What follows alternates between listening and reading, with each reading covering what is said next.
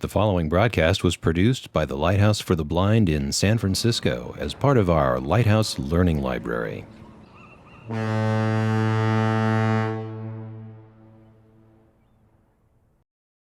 Okay, thanks for coming back. We have a very interesting next presenter. Joe Xavier is a man who wears many hats, and I was writing a few notes about what he does at California's Department of Rehabilitation. And Deputy Director, well, what is that? Well, you oversee all of the counselors for the blind in California. That might be 66 or so, and all their associated assistants. Oversee the Division for the Deaf, oversees BEP and all those 125 locations, something like that, from rest stops in Boron to who knows where. Oversees Orientation Center for the Blind, oversees a lot of stuff. I don't know, $30–40 million worth of effort. So that's just sort of what Joe does now. One small corner of what Joe does is we got some funding for doing things around employment through the stimulus monies, which we know and loved and are going away at the end of this month. But one part of what we did is use some of the stimulus monies for employment to hold this very conference. So thank you, Joe. Well, when Joe became Deputy Director not too many months ago, one of the things that he did is something that no Deputy Director has done in my memory, which is set a target goal.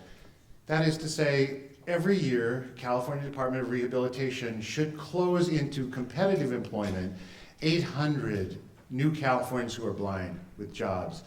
That's 2.5 times what he inherited. And the stroke and the sweep of his ambition is something refreshing and really something we need to salute here.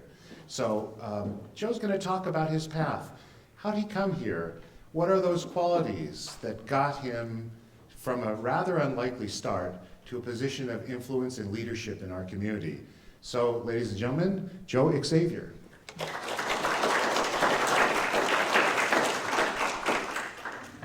Let me get set up here. First of all, thank you to all of you for being here, for stepping out of your comfort zone and coming to this, what can seem like a very remote area of the country, although you're only an hour's drive from civilization. Out of your comfort zone. There's a great step.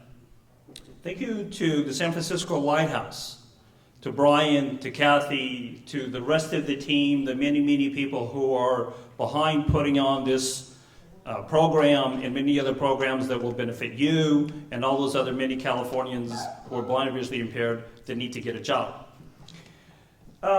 Let me do a couple of housekeeping things for my presentation. First of all, I'm not much of a speech maker. I love telling stories. So you're going to put up with some horrible storytelling. While I'm telling these horrible stories, I challenge you to think of the question that I cannot answer. That's your job. Think. Brian, you have about 40 minutes to think of the hand grenade that you're going to drop and ask me to play with. That's sort of an inside joke between Brian and I, because he will always find one of those questions that I'm going, where the hell did he come up with that? Okay, so to my storytelling. The Chinese bamboo tree. And I'm going to tell you how I got here, but I'm going to tell you a couple of precursors because I believe they're very important. How many of you in here know the story of the Chinese bamboo tree? I hope you didn't raise your hands. No. Oh, okay. You do. So if this isn't the version you're familiar with, too bad. The Chinese bamboo tree. It's a seed, you plant it. And the first year you fertilize it, you water it, and you fertilize it, you water it, nothing happens. The second year, you fertilize and you water, and you fertilize and you water, nothing happens. The fourth year, you scratch your head, you fertilize and you water, and you scratch your head and you fertilize, you water, and nothing happens. The third year is even worse than the second year. The fifth year, you water and fertilize. And somewhere in the course of 6 months, it grows 90 feet.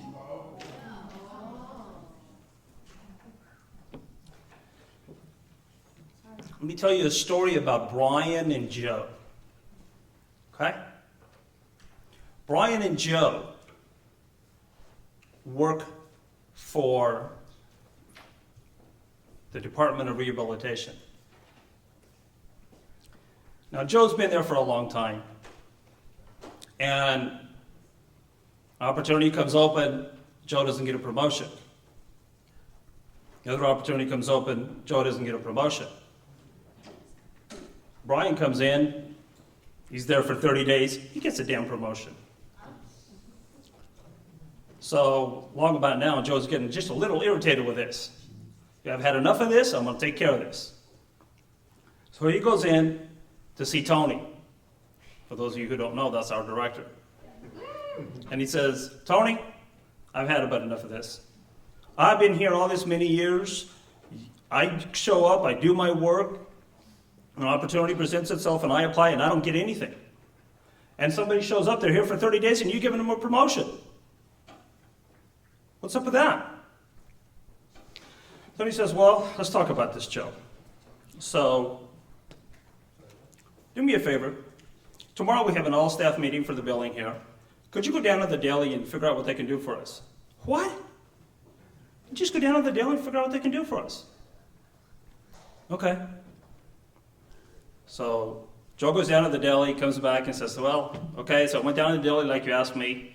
What can they do? Oh, they can sell us sandwiches, they can sell us fruit, and they can sell us veggie trays. Okay, well, how much are they? I don't know, you didn't ask me to ask them that.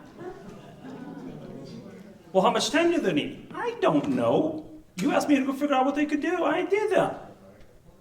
Okay. Brian's walking by, and Tony says, Brian, you got a second? Sure, Tony. What you need? Brian, we have an all-day staff meeting tomorrow, and we needed to get some food for that. Do me a favor, go down to the deli and figure out what they can do for us. Brian says, sure, I'll be right back. Meanwhile, Tony and Joe are chatting a little bit about this and that and nothing, and Joe's just getting a little irritated. Okay, I come in here to talk about a promotion, and he wants to know about a food for the all-staff meeting. Who cares? Brian shows up.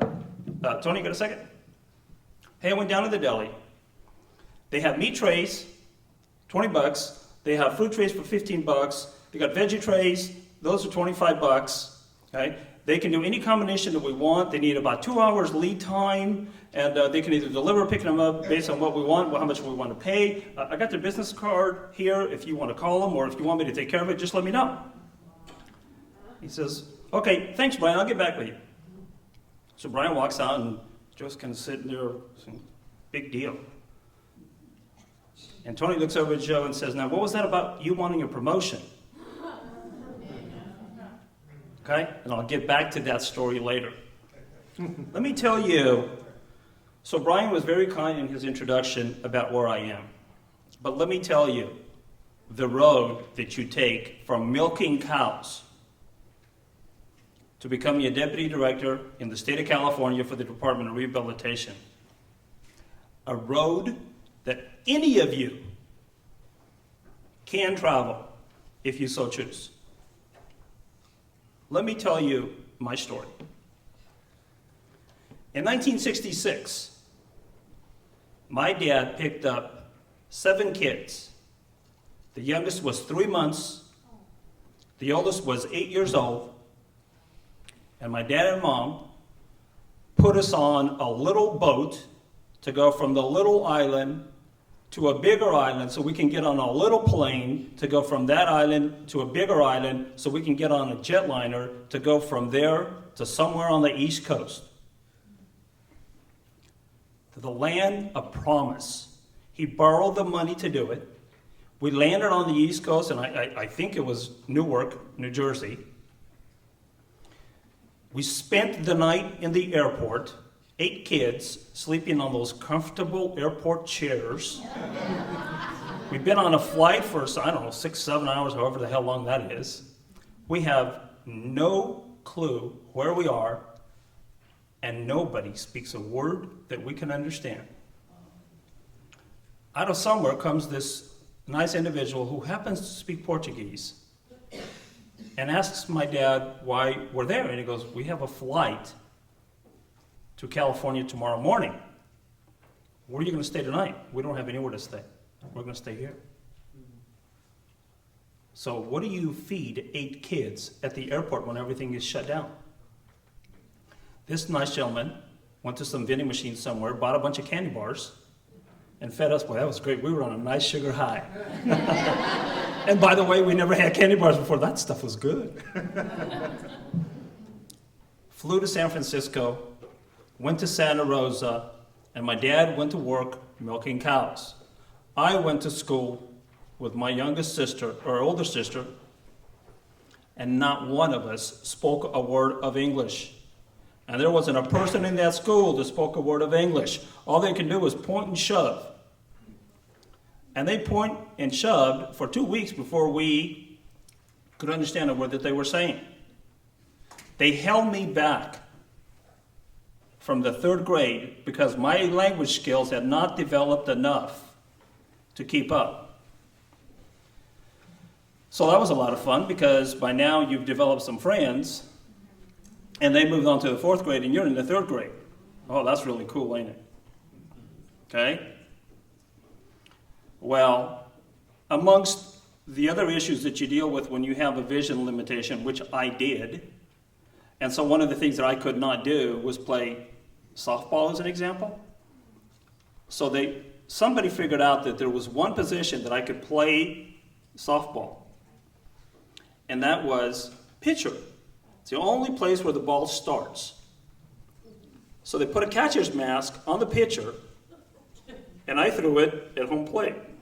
I don't know how many people got out of the way, but that's how I started playing sports. The good news was that we moved. And so when we moved, by now they wanted me to skip the next grade. I said, great. I went through hell being held back a year. Now I got to skip a grade. Oh, thank God we moved. Nobody knows that I'm skipping a grade.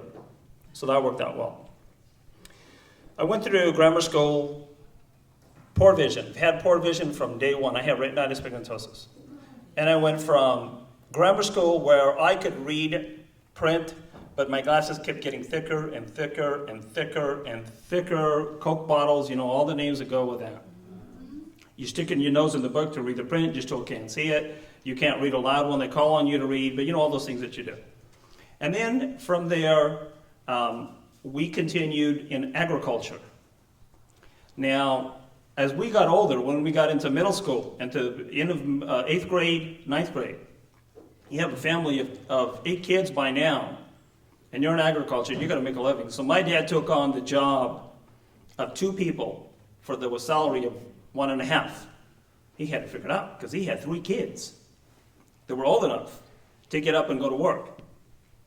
So on Monday, I get up at 1:30 in the morning, go milk cows till 5, go home, climb in bed for 2 hours, go to school, have ROP at the end of the day, start walking home. My mom would meet us about 2:30, jump in the car, come home, put your milk boots on, go milk cows till 5 or 6, go do your homework, go to bed. The next morning, I was lucky, I got to sleep until 5. One of my other brothers would get up, go milk from 1:30 to 5. The next day, the other one would do it. So that was the rotation. And then somewhere along there, somebody introduced me. Somehow, this guy shows up, he wants to teach me orientation and mobility. Orientation and mobility? For what? You want to teach me how to use a cane? You want me to use a cane? I'm thinking, why? Okay, maybe they know something I don't. So he blindfolds me and he starts to teach me to use a cane. I was a freshman or so in high school, or sophomore in high school. So he taught me how to use a cane, taught me all the techniques, climbing the stairs, sidewalks, curbs, street crossings and all that. And then I moved to another school, stopped using the cane, never used it, and went through high school. Now, earlier, and I'm sorry, don't remember the individual that was presenting earlier. Mike Bullis. Mike. So Mike was telling the story when he was in school, and I started to chuckle because I'm thinking I have a similar story. I hated English. It didn't make any sense to me. Remember, I'm from the Azores. I'm from a tributary of Portugal. English. Why do I need to learn verbs, nouns, adjectives to milk cows? I mean, how useful can that be with a cow? Of course, nobody at that time bothered to tell me that I'd be the deputy director, and that might become handy. Hello? So, I hated English, but you have to take English in high school. It's not an elective. It's a requirement. Damn. But you know, one thing that I could do, I could memorize stuff. I could read a poem. If it was a one-page poem, I could read it twice and recite that damn thing. And we had an English teacher that was a nut for poetry, Mrs. Cannon. God, I remember Mrs. Cannon. She was a pain in the neck. But how I remember Mrs. Cannon? Because I got out of English. Because I would recite poems for the class all damn day long. I could do 2 or 3 a day. And I got out of English because of extra credits. Do I wish I had learned? You betcha, but I didn't. Mr. Kester, who was a math teacher who insisted that I need to know math, and I couldn't figure out why the hell I needed to know math. You got 2 cows, you got 2, you got 4. Geometry, trigonometry, algebra. Who cares? And then I go from there. I applied for Sacramento State, got into Sacramento State, had a complete tuition paid for. No Department of Rehab scholarships. Didn't even know about the Department of Rehab could do the things that they do. And I was at Sac State, and I was there for a year, and I left. How smart was that? Why did I leave? The question that I get asked in interviews today, what's been the biggest mistake that you've made, and what have you learned from it? First time I was asked that question, I was stumped. Ooh, how do I answer that? Well, it caused a lot of personal reflection. One of the things that I regret doing is not having stayed in school, understood why I was there, and how it would have contributed to my life's achievements. On the other hand, I would not change it if I changed the outcome. Okay? So I left, and I went back to the dairy farm. I worked on the dairy farm for a couple of years, and by now, for those of you who don't know, RP starts to kind of move in on you. It sure does. And the lights started getting dimmer. And the Coke bottle glasses weren't working. And I started getting a little more scared. And I decided, I don't know why the hell I was going to go to Fresno, but I decided I was going to go to Fresno. Those of you from Fresno, no offense, but there's nothing in Fresno. I know Sky back here is from Fresno, and there's a few others. So I decided to go to Fresno. Well, in high school, a counselor by the name of Jerry Johnson had come out to see me. And had chatted with me about this and that and the other, but it just kind of, it's transition program probably. I had no clue where I was going, so he probably did the best he could with somebody who had very little direction. At least I didn't think I had it compared to what I'm looking back on from now. And somehow he finds out that I'm going to go to Fresno, and he goes, well, you got to go see Jim Pucci. I'm going, and why do I got to go see Jim Pucci? Well, he might be able to help you. Just go down and chat with Jim Pucci. So I go down and chat with Jim Pucci, who was another counselor in Fresno, and Jim says, have you ever thought of the Business Enterprises Program? Huh? What is that? Well, that's food service. Really? Well, what do you mean food service? Because I'm sitting here thinking, okay, I am not going to do the pencil tin cup on this corner. That is not for me. I grew up working, and I've been working since I could walk. When you're on the dairy farm, you don't have chores. You have a job. And you have a job before school, after school, weekends, holidays, birthdays, and if you're sick, you better really be sick. So that was not settling in well with me. Anyway, he said, well, why don't you just think about it? Go to Sacramento, take a look around, and see if something you might be interested in doing. So I go to Sacramento, and I go visit a couple of locations, VEP locations in Sacramento. Now you want to talk about a naive, green young adult who doesn't have a clue where the hell he is or what he's doing. For those of you who don't know, the Greyhound bus station is at the corner of L and 7th in Sacramento. The Department of Employment Development Department is at the corner of Capitol Mall, otherwise known as M and 7th, like a block away. Well, I meandered around, went visit this location and that, made my way back to the Greyhound bus station, and got in the cab and said, "Can you take me to 721 Capitol Mall?" He goes, "It's around the corner." I said, "That's okay, take me there." He goes, "It's around the corner." And I said, "I don't know where it is, take me there." He turned the cab on, took a left, and said, "Get out and give me $5." That was a life-changing moment for me. Not the cab ride, but I went into the Employment Development Department, and on the 4th floor was this huge cafeteria. And a guy by the name of Henry Negretti ran that cafeteria. And this was the end of the day, and he literally was closing the door when I showed up. I said, "Hi, I was here to see Henry." And he goes, "What can I do for you?" I said, "Are you Henry?" He goes, "Yeah." I says, "Well, they sent me up here to look at BEP, and they gave me your name. I'd just like to chat with you for a minute or two." Well, it's no problem. Come on in.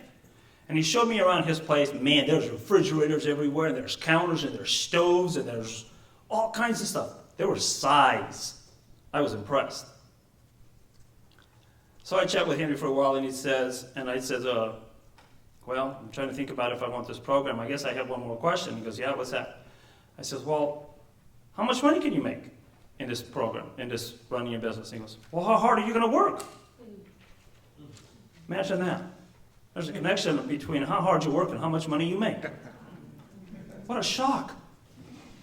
I says, "Okay, well, I'll go back." I ended up in BEP. I went through BEP, had to give my citizenship to become a BEP vendor. Believe it or not, one of the requirements, you have to be a citizen of the United States, had to go through that whole process, became a citizen of the United States, got my first location in Santa Rosa, was there for 2 years, moved from there to Sacramento, and had multiple facilities, up to 4 at one time, for the next, 14 years. 12 years, 14 years. Met my wife in the early 90s, worked for the state, we got married. She kept talking to me about taking a state job, and I would laugh. I say, "Remember, I feed the state employees. You want me to become one of them?" She says, "Yeah, you really should think about it." For those of you who are married, you know that you better half often prevails in their wisdom. She did. Convinced me to take a civil service exam. I took the exam, and one thing led to another, and I got employed by the Department of Rehabilitation March 16th of 1998 as a supervisor in the field office for the Business Enterprises Program. Did that for 3 years, and circumstance presented themselves to me. And there was an opening for an auditor. Imagine that, a blind auditor. How the hell was I going to do that? But I had been at a party, for a birthday party for a friend's child, and there was a lady there, and we got chatting, and she said, "Joe, do you ever think of becoming an auditor?" And I said, "Gene, you've had one too many glasses of wine." She said, "No, if you ever think about it, come see me." Well, I took her up on that, and I went to see her, and after a few discussions, which included 3 of their managers interviewing me, and I said, "So is there any questions that you guys have?" "No, you've answered them all." And they asked me, "Is there any questions you have?" I says, "Yeah, I know I can do this job, but I'm probably going to have to do things a little differently." And they said, "Well, what do you mean?" I go, "Well, for example, I may not be able to use the exact form that you use, but I'll get you the same information, blah, blah, blah." I said, "Well, we don't care how you do it as long as you can do it." I got the job. I was an auditor. I did auditing for 4 years. Okay? And that was very life-changing for me, because it taught me an awful lot about systems, processes, laws, rules, regulations that have become invaluable since then. I then was convinced to take an examination for a service, a staff services manager. And there's a 1, 2, and 3 series. And I was not going to do it. And I took the manager exam for the 1, and I was convinced that no, you also have to take it for the 2. And I said, you guys are nuts. But I did. And I was successful in both of those. Now, I'm an auditor, have never been a manager 1, but an opening shows up for a contracts officer, which is a manager 2 in the department, and the chief of business services, which is a manager 2 in the department. And I was encouraged to apply, and I applied. And I was offered the manager's job for the business services section. That deals with all of our leases, our vehicles. That deals with all of the accessibility issues in facilities. We have some 85 offices throughout the state. And so it's a responsibility for all that infrastructure and many more other pieces. I then go from there. When I take over that job, we're in a process of relocating our building. Moving it from one address to the other. This was going to be huge because there's a renovation and people are not happy about moving and on and on and on. So there's all kinds of issues. I go in there, get my head around those issues, take that on, put the teams together. We move, and we moved in October. We have all the new building to work with. We have all these things to deal with. Somewhere in January, no, it was in February, I got a call and I said, Joe, you need to come to the director's office. Okay. So I go to the director's office. So we have a problem in this program. The management of this program, has retired, gone. We're having a very difficult time here. It's a business enterprises program. We'd like you to step in. We know you can do it. We need your help. I said, okay, that's what you want me to do. And I took that on, and I did that for 3 months. Now, in that whole process, I was in the hallway one day, and somebody came up to me, tapped me on the shoulder, and said, there's a deputy position open. I said, yeah, you need to apply. And my head went, what? What did you say? You need to apply. There's no assurances, there's no guarantees, but we want you to apply. Are you shitting me? What the hell? I wasn't even thinking about applying. What's the worst thing that I could do? Apply. Worst thing they could say was no. I applied. And then I went and did my job. And some 5 months later, Governor Schwarzenegger appointed me to the Independent Living External Affairs Deputy Director position. And then some 2 years later, the position that I'm in today, the individual who was in this position resigned, and I was asked to take over this job. That's Deputy Director. From milking cows, swimming across the Atlantic, walking across the United States, to Deputy Director. So, here's a couple things. When did my interview for this position begin? Ask yourselves that question. When did I start getting interviewed for the position of Deputy Director of Specialized Services? While you're thinking about that, let me tell you about another piece of my life. There's 8 of us. I'm the only one who is blind. None of the other 7, some need to wear glasses. And when they take them off, they might as well be blind. But they otherwise are not blind. Why me? Why me out of 8? How did I get so damn lucky? When I left the farm, when I went to Fresno and Jim sent me to Sacramento for BEP, and I was in training, I was near the Capitol Park. And Capitol Park on the east end has a huge walkway. It's the width of the road. And along of it has these Christmas trees planted. At least they look like Christmas trees to me. And one day I was walking down that road feeling very sorry for myself.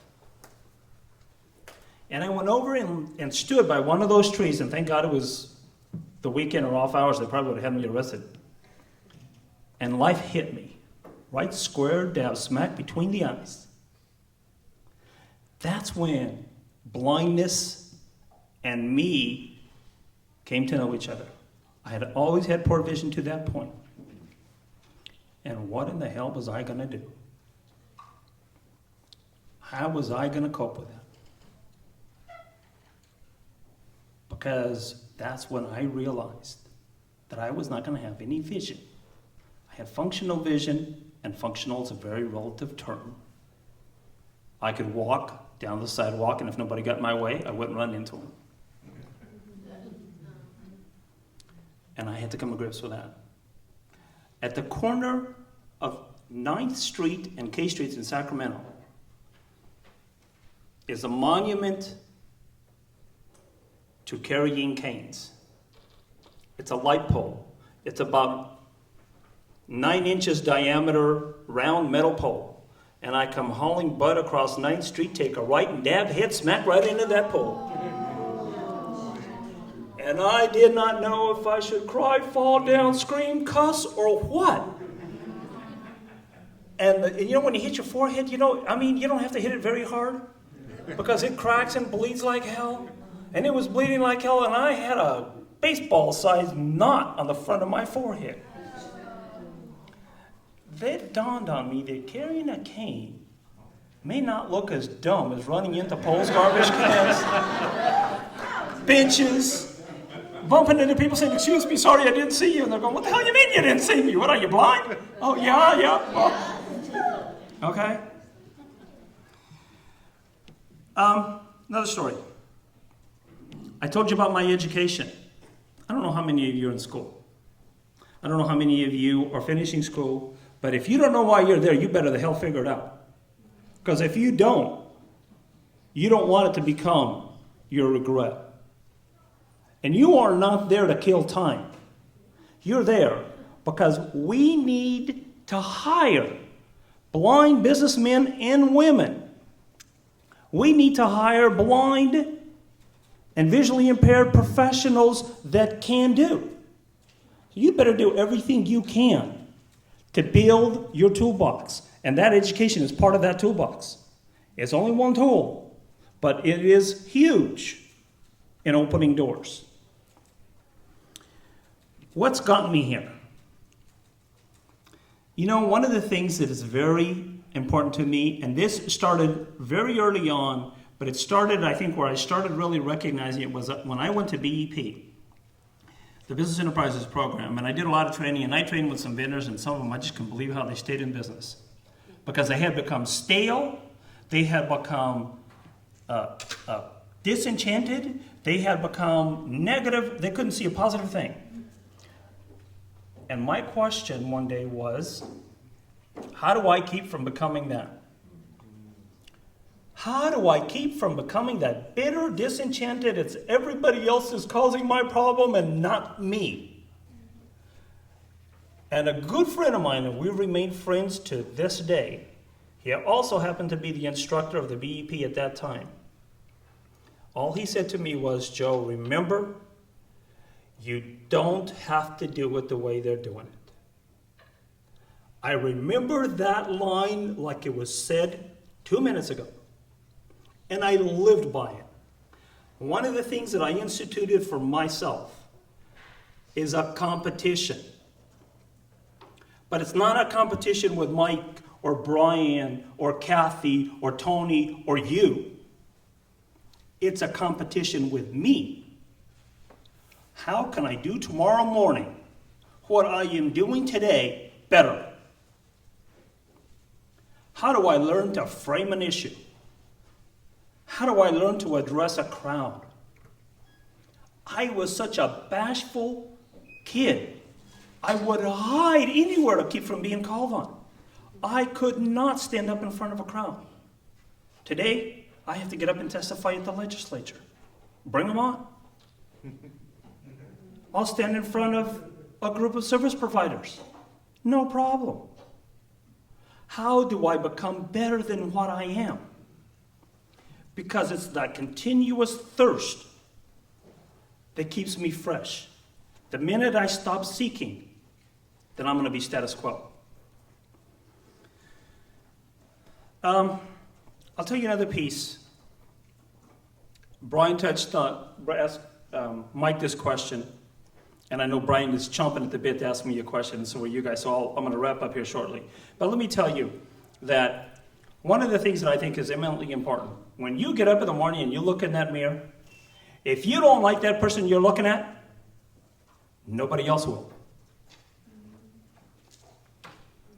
If you don't like what's looking back at you, you better damn well do something about it.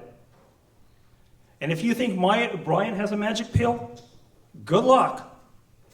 You do. You figure out why you don't like him, and you do something about it. Let me tell you, and I'll conclude my remarks here so we can do some Q&A. One of the things that I had to do to go into the Business Enterprises program was to go to the Social Security office at Merced and apply for Social Security. Why? Because I had no money. My parents had no money. And they could not afford to support me, and I had to go through the Business Enterprises program, and while the Department of Rehabilitation was willing to pay for certain things, they could not pay for my daily living. Now, you heard my story. I am grateful that there's benefits. They saved my bacon. But I was the most unhappy person sitting in front of the individual who was taking my application for Social Security, because that's not how I grew up. And I was not ready for a handout. That was my mindset. Wrong, perhaps, but that's how it looked and felt to me. One of the happiest days in my life is when I got my first location in Santa Rosa, and I was there for 2 weeks, and I picked up the phone and I called the Social Security and I said, turn it off, I'm done. And you know what I was told? And this only happens in America. No, sir, we cannot do that. What the hell do you mean? No, you can't do that. We cannot turn it off. You might fail. What? I said, lady, there's no way in hell that I did all this work to fail. Sir, the only way we can turn it off is if you come down and sign for it. Fine, I'll be there. So I got to take time away from my business, which I'm starting, to get on public transportation, to go down to the Social Security office to sign for them to turn it off. And I did. That was one of the happiest days of my life. And let me tell you why. As long as you are on benefits, you are limited. And it is not within your control. You are limited by the next cost of living adjustment, or not. You are limited by the next budget cut. You are limited by the person who is making the decision whether you qualify or don't qualify. And you can never exceed that which is given to you. Having my own job, having my own paycheck, meant I could do what I wanted, when I wanted, with whom I wanted. It meant I could go with whom I wanted to Seattle or New York or Florida or Europe. It was my money. It was my vacation. It was me that walked up to the counter and paid for it. And that was a tremendous feeling. I could not work harder. I'd go to work. I'd be up at 4:30 in the morning to go to work and be back at home sometimes 9, 10, 11, 12 o'clock at night. And today I still get up at 4:30 in the morning. Okay? And I turn my computers on at 5 and I start pushing emails or reading reports or doing what I need to do. Before I take questions and engage in a more active dialogue here, let me ask you this question. Which is more important, the will to win or the will to prepare? So with that, let me get this microphone so I can get out of behind this table. I hate being behind tables. Grab one here, Joe. I'm going to take one out to the audience. So they can Okay, ask questions. and let me see how much attention you guys have been paying and what kind of questions you have that you don't think I can answer. Okay, make sure you guys say your name. And by the way, if I can't answer them, Brian and I have a deal that he'll do the answering. So go for it. I have a microphone, so I'll bring it around, guys. Go ahead, Dave. My name is David. My name is David Jackson. And you asked which is more important, to prepare or to win. Is that correct? I did. Okay. So, in order to win, I'll answer both of them. In order to win, one has to prepare. And so I can say, as an athlete, a former athlete, in order for me to win, I had to prepare. I had to prepare my body. I had to understand the course that I was running. I had to be aware of the terrain. I had to know where to pass, where to kind of lay off. I had to know all of those things, but I also knew that if I did all of that, I had a better than even chance of winning. So, David, what sport? I was cross country. Excellent. I was cross country. Excellent. Cross country. I did that for a while. Never was any good at it. Man, it was a great endurance builder. Dan? So, let me ask a couple questions here. Uh-oh. Do you guys agree with him? Yeah, definitely. Good. So somebody over here on my left gets to answer why. What happened to all those yeses? Well, he kind of answered it. Yeah, he already answered it. Right. That's the best you can do?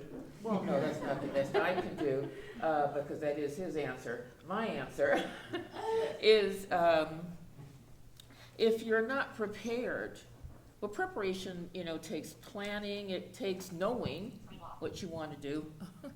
Oh, my name is Ramona, by the way.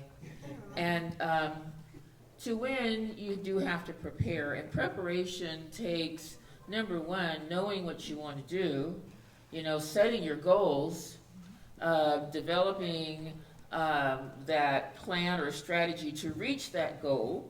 And so there's a lot that goes in between preparing and winning. And so it definitely takes preparation, because if you don't prepare, you won't win. You won't be as successful as you think you will. Thank you. And Dan, I got you, but I'm going to make a couple of comments here. I love this winning and losing. Isn't that always fun? Somebody has to win, somebody has to lose. I don't buy that. Okay? But I think there is something to winning. And I heard this some time ago.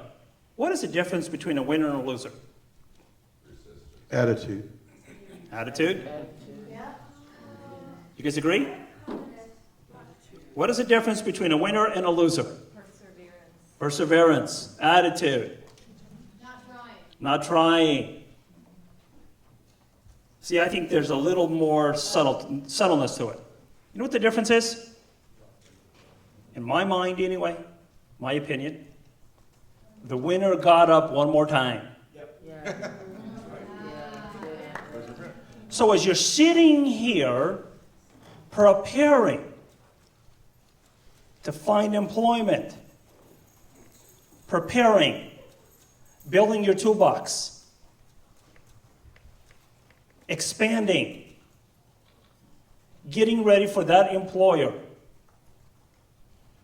how many more times will you get up? By the way,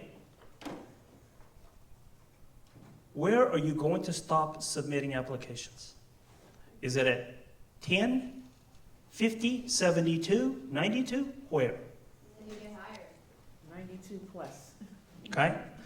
And then Dan, you had a comment, and then there was a young lady on my left that also had a comment. Yeah, well, first I ran the 100-yard dash in high school in 10.4 seconds.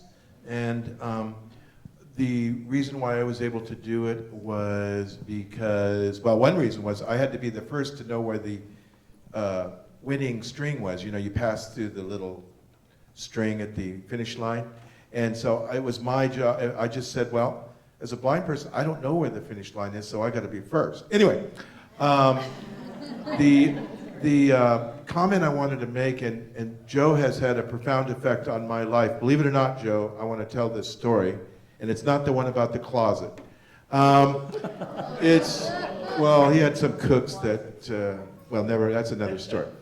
But I was on that job training with Joe in the Skyline Cafe, which was the name of his restaurant.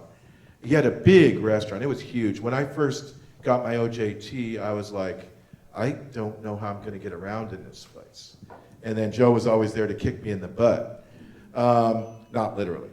But everybody in class said, well, Joe's going to either make or break you, because that's what he's there for. He's either going to, break you out of the program or whatever. And when I met Joe, he was so forthright in his business practices. He shared everything with me. Let me count all this money. Boy, he made a lot of money back then. Probably made more back then than he does now, I would imagine. But so he shared everything with me, and I said, well, I don't understand what these guys are talking about, because he seems pretty nice to me. He kept me on task. But so naively I went, well, Joe, I'm going to go have lunch. So he saw me walk up to one of his cooks and order a cheeseburger. And Joe goes, I don't think so. You're going to get over there and you're going to cook it yourself. And I didn't even know what a grill was, practically, a restaurant. Well, I did, but I mean, I just had never really cooked on a grill. So he didn't care. I was up there using the deep fat fryer, making my fries and doing the grill. And that's always helped me from then, because, somebody wasn't just going to, they didn't take me at face value at just being blind. They said, well, do it. Then if you want it, you have to do it yourself. And that is true. So I wanted to share that story. There was a young lady over here on the left that. Young lady. Well, does Peggy qualify as a young lady? Works for me. Joe says, I qualify as a young lady. I think I do. Yeah, 27 times. Never mind. I just feel that I should put in a word for the variations on winning. And the variations on what some people might call losing. I think that there are a lot of gray areas, and there are a lot of versions of success. So I do utterly, I believe that persistence and perseverance is crucial, and that will get a person to where they want to be. But I just had to say that I feel that, to say win or lose can sometimes be so black and white and cut and dried. It just bears, I just feel like I had to articulate that there are variations on that and variations on success. And thank you, because. And I have spoken. Thank you, because if it's misunderstood, let me clarify. The only thing I'm interested in when I say winning and losing is that you never quit trying, whatever it is you want to do. It's you to set that goal, and it's you to achieve it, but don't give up. That's my whole point about winning and losing, and the winner gets up one more time. Too many times I've seen people who do not put in that extra application and did not get the job, or don't take that extra preparation step that they need to. And then it's somebody else's fault. That's the only point that I'm making about winning and losing. Because I absolutely agree, there's too many other variables, and I don't particularly care for winning and losing. I love winning and winning. So, okay? Another question over here, John. You posed a question to us. Which is more important, the will to win or the will to prepare? And if I can be forgiven for making a comment here, what I take away from your presentation is it's more important to prepare, because sometimes when you're well prepared, you're actually winning at something you didn't have a clue was in front of you. An opportunity that came your way that you didn't have a clue, but because you were prepared, you got it. Now, the question I have for you is, just curious, you mentioned you've got, I guess it's 8 other brothers and sisters? Yes. Where are they now? I have a sister who's in D.C. Her husband is the bureau chief for the New York Times. I have a brother that owns a dairy farm, a brother that owns a cattle ranch, a sister that owns a goat farm, a sister that has an almond ranch, a brother that repairs all the farm equipment, and a brother that loves to climb, those really tall poles alongside the road, have electric wires on top? Oh, boy. He climbs up there and plays with those damn things. And by the way, one day I asked him, Duarte, what happens if you screw up? He goes, I'll never know it. I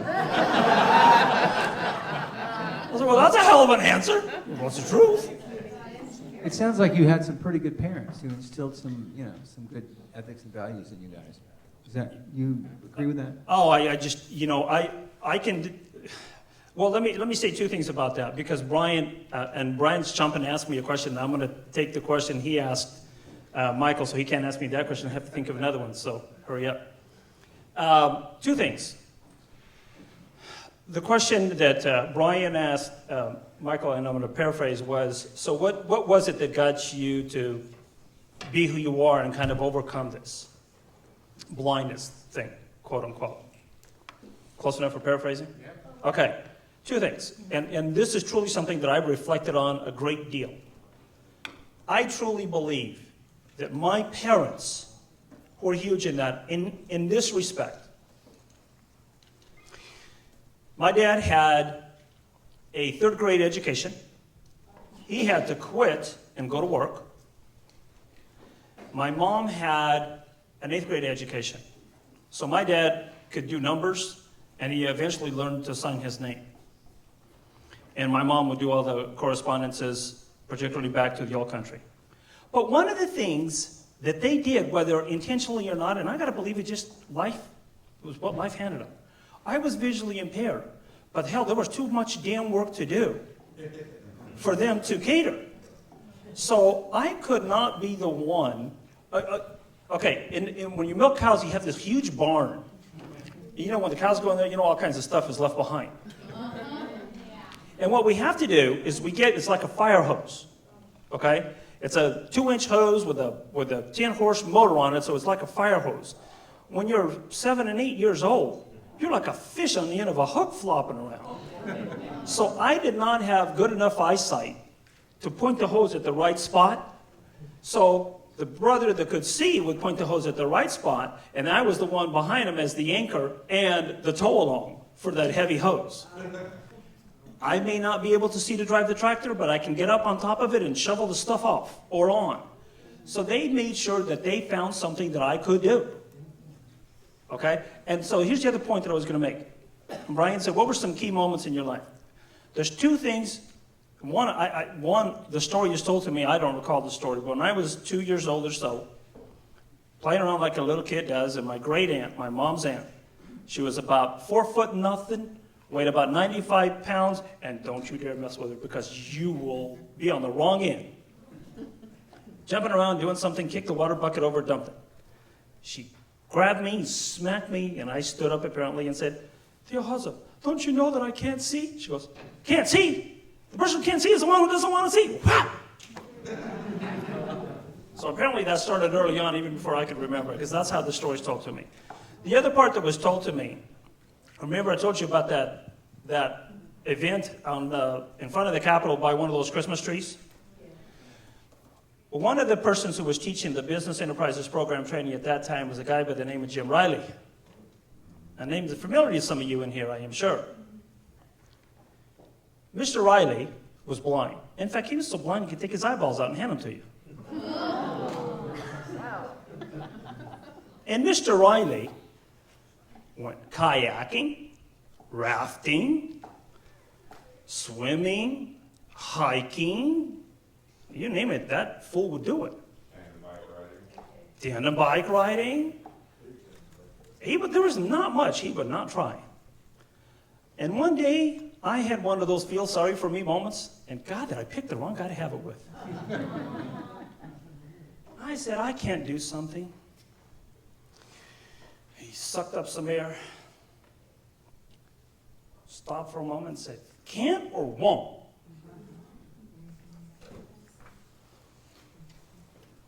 Set me straight. Jim became very much a role model for me.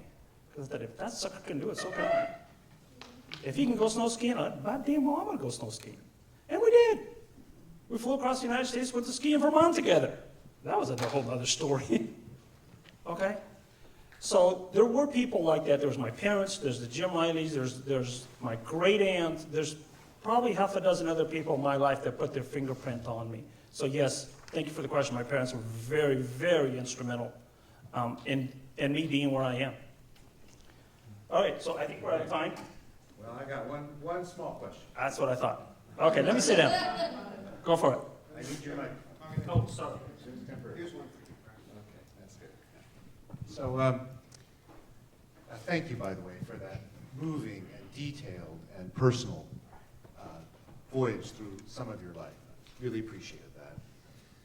Anybody here, can I hear by ayes? All those who are a Department of Rehab client, please signify by saying aye. Aye. Okay. Well, there's a couple of you in here. Yeah.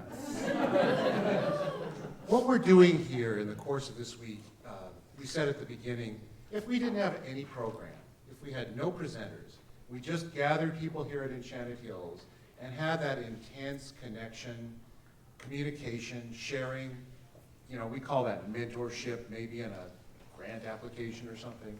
But if we just had that, we would accomplish maybe 50% of our goals already. It's that powerful.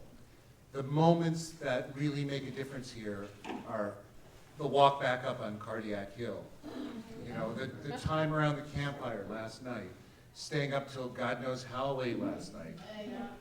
All those things, meeting people you never knew, chance encounters, sharing backgrounds. And in there woven, it's not a lesson about blindness, anything formal like that. It's very much more powerful. It's about, well, gee, she can do it. She's doing it. I want what she has. How do I get there? And so that's mentorship. And my question for you, Joe, is you oversee a budget of millions of dollars, 5,000 plus Californians who are blind currently in plan in the system. How do we get more of that to happen in the system? How can we have more of these things? Rather than that hour with a counselor, fill out forms, we all love forms. How much does that change lives versus how much does these kinds of gatherings, these intense modeling connections, some of which may last a lifetime, how can you use your power and your creativity to make sure that more of this happens in California? What a small question. Typical Brian, you know, drops that little hand grenade. Yeah. And by the way, for those of you who don't know, Brian and I have been having this conversation for a couple of years, year and a half at least. Okay. So it's a great question. And it's a question that has many, many, many components to it. Of course, one of them is, you know, a system starts to be its own system, and we start losing sight of the system. It becomes process over outcome. And so one of the things that Brian mentioned up front, one of my objectives when I came on board with this division and I started looking at the various programs, for blind field services, the question that I have started posing and have posed, and frankly rubs people in different ways at different times. What do we need to do to get to 800 competitive closures? There's 44 of you in here, I think, give or take. This is 44 competitive closures, no exception. Define competition, define competitive yourselves. I believe this type of program has a lot of power. I can't wait to see the results. And I think it's continuing the discussions that Brian and I have had, and others and I need to have, and will continue to have, about how do we reshape what we do to get to 800 competitive closures. Because that truly has to be the focus. And just in case you think that we're done when we get to 800, I'm changing the number, it'll be 1,200. Okay? We do not put enough blind or visually impaired men and women to work, period, end of story. And to me, there's no greater equalizer than employment. Okay? We're no longer dependent on what's given to us, we can sit at the table. Okay? Every single one of us has that responsibility.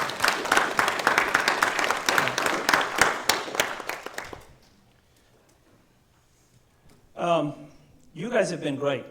This has been fun. I'm glad to be here. And you have another day and a half of this, well, 2 days, I guess, if you count this afternoon. I told you about the Chinese bamboo tree. I told you about the Tony and Joe story. I told you my life story. There is nothing keeping any of you from achieving your goal. If you want it, and if you think it's going to be easy, you're in the wrong chair. Because none of it has been easy. not for me, not for any of your other presenters, not for Brian. Is it worth it? Absolutely. It's absolutely worth it. And I'm convinced the fact that you're sitting here says an awful lot about you. You've already stepped out of that comfort zone, and we'll talk a little bit more this afternoon about comfort zones. But if you want to stay in your comfort zone, you're not going to get very far. And is it uncomfortable being uncomfortable? Hell yes. But the reward is worth it. No matter what you aspire to do, no matter what you want to go do. If you want to go become an attorney, go become an attorney. You want to be a counselor, be the best damn counselor we have, and instead of putting 14 people to work each year, put 58. Okay? And that challenge goes to every single one of you, no matter what profession you choose. Be the best you can be. Thank you so much, Joe.